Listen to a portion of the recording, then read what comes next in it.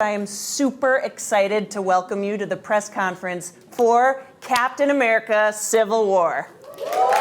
Amazing! So, right now, I'm going to welcome out the folks who are going to be speaking to you today. It is a pleasure to welcome President of Marvel Studios and producer of Captain America: Civil War, Kevin Feige.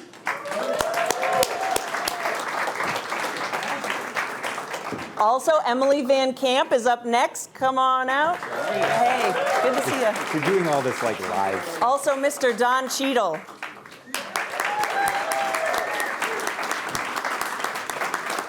Iron Man himself. It's all about Team Iron Man right now. Mr. Robert Downey Jr. You can do it back there. So sexy. I'll let you go. So sexy. No, wait. Tough act to follow, but I know this guy can do it. Mr. Paul Bettany. Oh, thank you very much. And then last, but certainly not least, the director, Anthony Russo.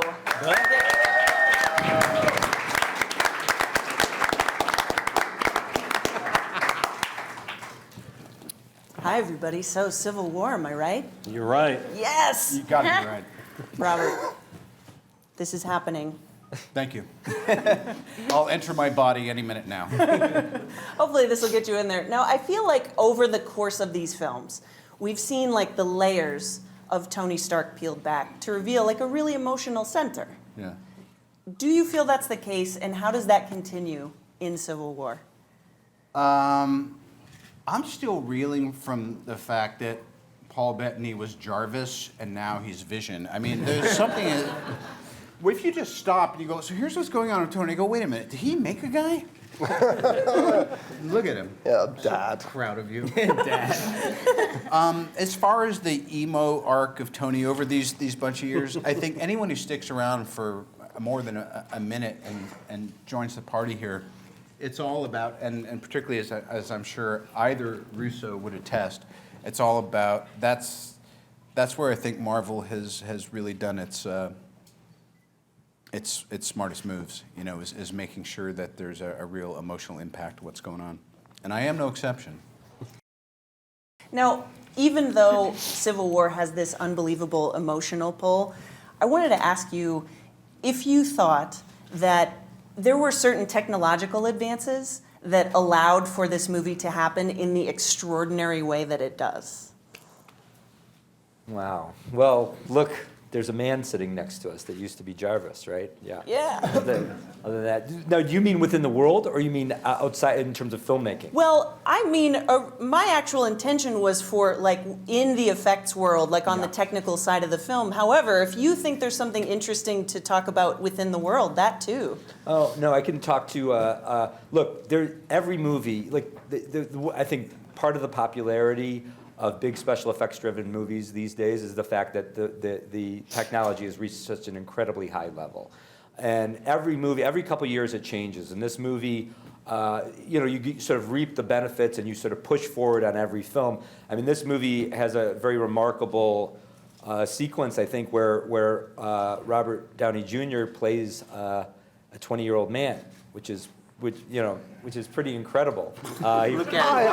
Just suck it in. Wait a second. I don't think it's that hard to believe. It's happening. It's happening. I mean, he plays someone who's around the age he was when we all first saw him on the screen. No. So it's like it's a nostalgic. Yeah, it's a pretty Very amazing, expensive nostalgia, I'm told. It was very. Look at it. It took us months and months of work on that shot to make it work. It's very complicated, taking the human face and changing the human face in a way that looks realistic. And in fact, it was the last shot we completed in the movie. Just dropped into the movie maybe 5 days ago. On Robert's birthday. Look at that! Look at that! Look at that! Synchronicity abounds. Yeah. Kevin, do you find yourself visiting set and getting completely jealous of all of the magical things these folks have to go through and the heat and the conditions of shooting? I don't know if I'm jealous of the heat necessarily, but I'm in awe always. I'm in awe when they're in costume. I'm in awe when they're out of costume. And I've said it before, and it's only getting more and more so as cast members keep joining. There's never been an ensemble like this in cinematic history. It's really astounding. We break it up into 2 panels today because everyone is a headliner, and and getting them in a room together is pretty awe-inspiring. So I wanted to know, Paul, you're new to the outfit. Do you guys compare who's got it worse on the set? Especially the new guys? Do you guys compare notes? I think it's a photo finish, but I think that maybe Chadwick, with the whole not being able to breathe business is. You can't tell with Paul because he's British. It's hard to know exactly how excruciating. We should all be a bit more like Paul. That's all I can say. Last question.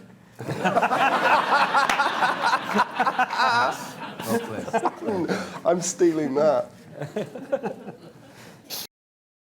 Could you guys talk a little bit about bringing Spider-Man into the mix? I mean, it was so flawlessly done. Didn't feel forced at all, and it was just one of the amazing aspects of the film. Can you guys talk about that? Sure. Look, it was very important to all of us, all the filmmakers, the folks at Marvel, Kevin, my brother, myself, the writers. Look, we knew we wanted to tell a really complicated story between Captain America and Iron Man in this movie, a story that went to very difficult, dark places. We're big fans of balance in storytelling. We like really well-rounded movies, like movies that make us laugh and cry. So for us, it became very important to find a way to change the dynamics and modulate the tone in the movie by bringing in characters that didn't have the same emotional investment that all the Avengers had in the events that were unfolding, because they're very serious events, complicated events. So to bring in characters like Spider-Man, like Ant-Man into the movie who don't have that baggage, it gave us an opportunity as storytellers to sort of bring new colors into the film at a deep place in the movie. Lighter colors, more whimsical colors, and I think it just helped balance that big fight out that they all have with one another at the airport in a really nice way. We tried to find very organic ways that those characters found their ways into the movie, both of those characters, and it was just, I know Kevin can elaborate more on the decision. He was very critically central to making it happen. I don't know that a lot of people could have pulled off getting Spider-Man in this movie, except for Kevin Feige. So, I think it was a good answer, right? I want Kevin to walk back into the thunderous applause he deserves. That was tepid. No. I was really pissed off. Can't get up. Or he can just sit there and take it. Hello. My question is for Don. After seeing the movie, I feel like everybody has new tricks and toys, and I feel like maybe War Machine hasn't gotten the upgrade that he deserves. So I wonder if he has any animosity towards Tony. who has Thank God somebody finally laid it bare. Because Tony has a lot of new suits since we first saw him compared to. Yeah, I think we'll see. It's not over unless it is, because I haven't seen the movie. Do I live? Does War Machine live? That's your hubris. You'll see in the next one. Wait a minute. I think there are potentially more tricks up War Machine's sleeve. We'll see. You guys have touched on it a little bit, but I think if you guys were to ask everybody in this audience what the most exciting sequence in this movie is, they would definitely say the airport sequence. I imagine it was one hell of a thing to put together, so I was just hoping you could talk a bit about just kind of the days that you were putting in production. Well, I just think from my perspective, it's really interesting because it's not until we see usually the completed project that we know actually what all has gone on, Often it's these disparate, moments that we're trying to focus on, and we'll see previs, and we'll get the Russos will give us a good explanation of what's happening. But it's not until you see it all together that it's like, wow. Yeah. It's really an amazing technological feat that it all works. So just for the record, there's an airport sequence in this movie. That's exactly right. Looking forward. Question for Kevin. Black Panther does such an amazing job, and this movie has a great role to play, and Chadwick Boseman, I think, was phenomenal in his performance. So at what point did you decide that Black Panther was going to be an essential part of this story as you guys were developing the script? And then what stood out when you were going through the process of casting that made you know that Chadwick was the right guy for the role of T'Challa? It was relatively early on in the development process of the movie that Joe and Anthony and our screenwriters, Chris and Steve, thought it would be very valuable to have somebody, sort of in the way that Anthony was talking about Spidey and Ant-Man, people that weren't quite as invested. We wanted somebody who perhaps was invested, but didn't have allegiances to any one side, who was essentially in it for very personal reasons himself. We knew we wanted to make a Black Panther movie at some point, but at that time we weren't sure exactly when that would be. But as these discussions were going on, and we thought, I think we're going to bring Black Panther into this movie. I'm not kidding when I say Chadwick was the only choice. His performance at 42, his performance in Get On Up, how different those performances are. And my memory is we called him on the conference room speaker when we were developing the movie and got him while he was somewhere in Switzerland or something at a premiere for Get On Up. And he was in his car, either about to get out or had just gotten back in. And we said, have you ever heard of Black Panther? And he went, yes. Why are you asking me that? And we said, do you want to play the part? And he was very excited. And it happened very, very quickly. Emily, I want to ask you really quickly, like, now that this is your second film, do you really feel like you've hit a stride? I mean, yeah. I mean, I think I was definitely slightly intimidated in the first one, in The Winter Soldier, and, just kind of getting used to it. I think that lent itself well for the character. She was sort of more in like a rookie stage, and it's great to see her come back in a little bit more of like a mature light. She's, confident and she's still good with guns, girl. Still good with guns. But yeah, she's a great character to play. I'm having so much fun with her, and she gets to kick a little butt in this one, and it's great fun. I really want to know. I've never heard anybody speak to this, so excuse me if you've already spoken to it. Do you ever have an idea as to where your characters are going in the future? The Marvel Universe is so interconnected, and certainly there's a vision past what we're seeing on the screen at the time. Do you ever get clues as to play it this way, knowing that you're going to go here eventually at some point? Does that ever happen, or is it a secret from even you guys? Don't frown at me, Kevin Feige. I didn't ask him to tell me what he said. In all seriousness, I would say it varies. I would say the characters don't know what's supposed to be happening to them, so I don't know how helpful it would be.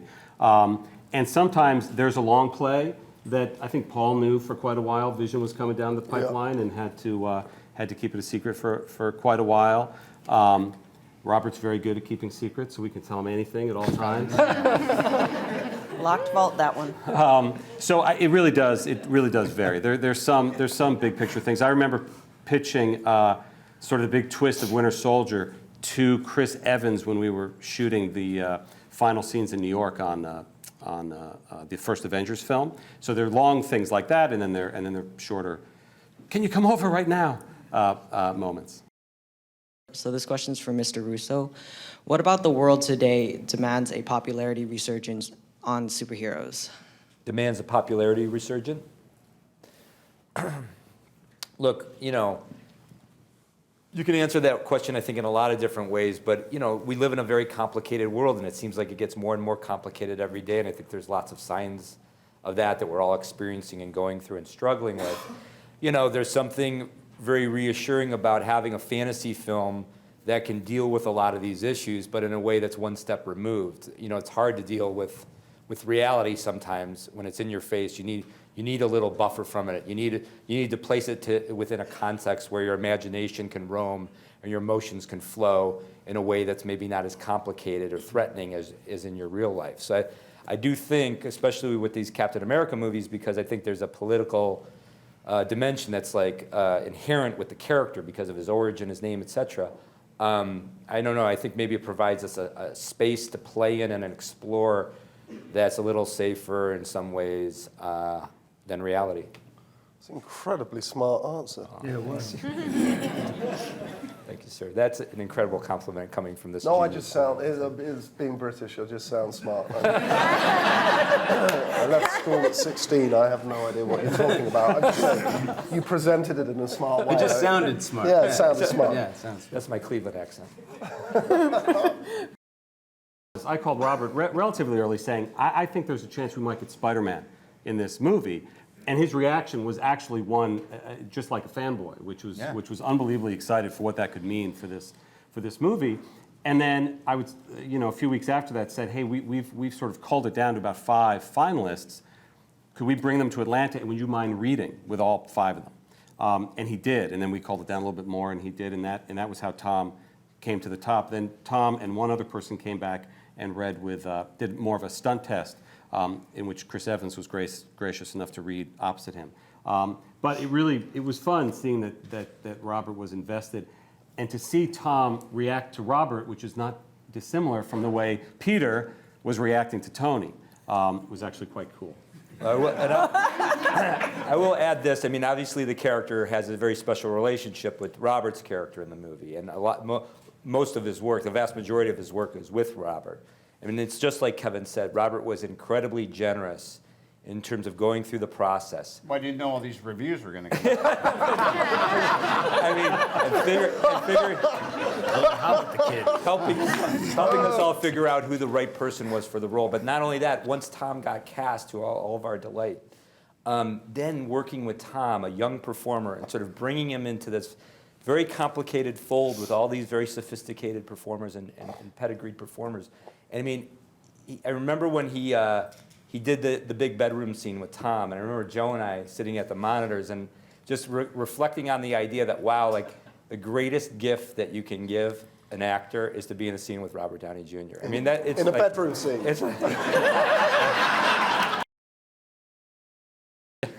I wanted to say, because I didn't get to, and I've seen the movie, Rhodey and Tony have had this kind of ongoing arc, but then there's all this bad guy and all this stuff that has to happen. And what I really appreciate is, and I credit Kevin and the Russos for really making sure it happens this time, is you really get back to this baseline, ongoing, complicated friendship that they have, and it's obviously challenged to a different degree. And I remember when we were doing that kind of resolution scene at the end and all that stuff. And that was before I saw Miles Ahead and realized that not only did I already thought you were great, but now I realize you're probably the most talented person I've ever been working with in a long time. Thank you, man. Present company included. You have a lot of hero versus hero fights in this, not just Downey and Evans, but I mean a lot. And I was just wondering if you could talk a little bit about the process of pairing up those conflicts, and more importantly, how you integrated them with the story and turned it into more than just random slugfests. It's a complicated question. Look, we thought about. My brother and I always say that we love action. We're action fetishists. But, it's like for us, action always needs to be driven by a sense of character and a sense of story, beat by beat by beat, through the action sequence, or else you just lose interest in it. It has no value to the storytelling. So we looked for opportunities in the movie to play with these rich, complicated relationships. There's a very interesting relationship between Paul's character in this movie and Lizzie Olsen's character in the movie, Scarlet Witch and Vision.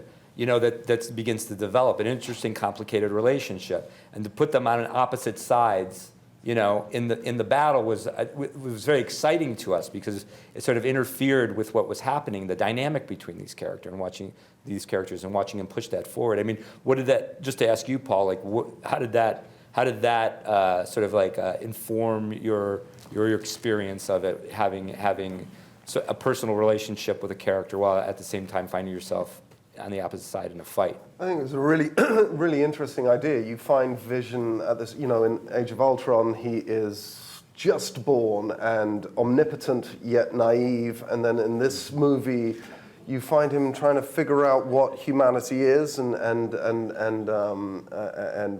how you have loyalty, because logic doesn't afford loyalty. So I think he's really interested in working out what love is, and there's this woman who has a similar problem that he's facing, which is he doesn't know the limits of his power, and nor does she. And of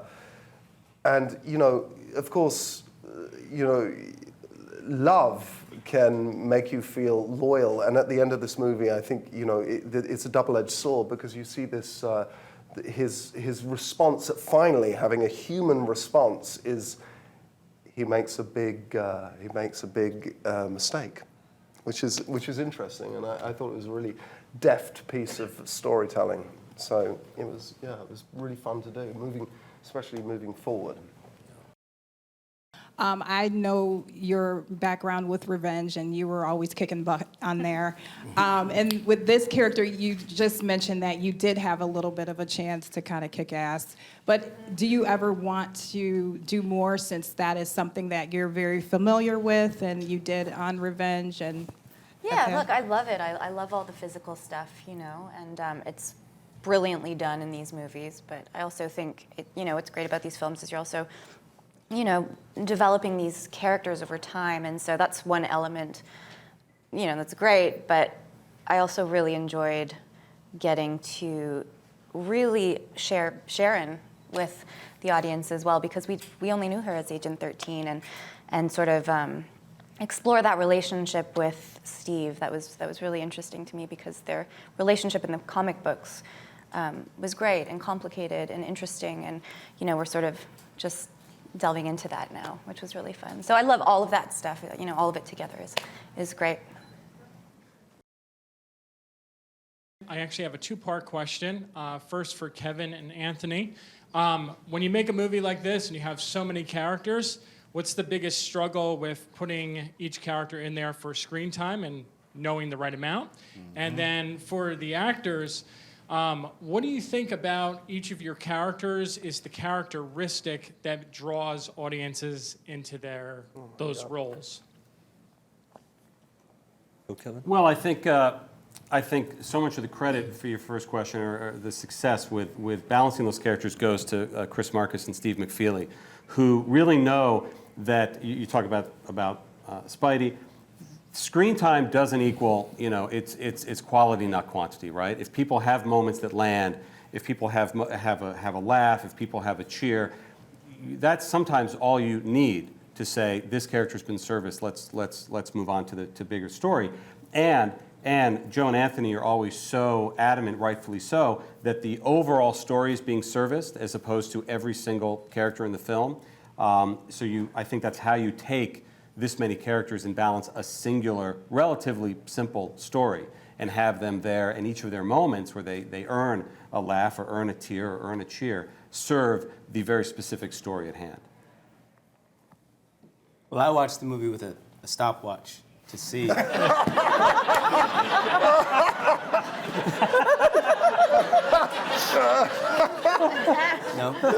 Everybody does. Nobody? I'm the only one who does that?